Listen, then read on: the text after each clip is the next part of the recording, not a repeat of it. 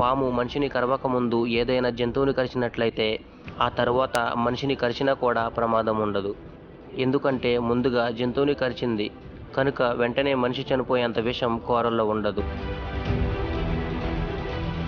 ఇది తెలియక చాలామంది భయపడతారు. కొంతమంది తమపై పాము పగబట్టిందని, అందుకే కాటేసిందని లేదా కరవడానికి ప్రయత్నిస్తుందని భయపడుతూ ఉంటారు. పాము పగబట్టడం అబద్ధం.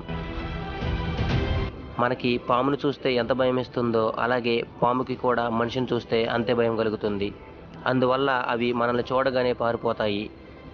హాని కలుగుతుందనుకుంటే కాటు వేస్తాయి. అప్పుడు డాక్టర్ చేత వైద్యం చేయించుకోవాలే గాని మంత్రం వేయించుకోవడానికి మంత్రగాడి దగ్గరికి వెళ్ళకూడదు. మంత్రాలు అబద్ధాలు. ఈ వాస్తవాలను తెలుసుకుంటే పాము కాటుకు గురై బతికి బట్టకట్టడానికి అవకాశం ఉంటుందని అంటున్నారు వైద్యులు.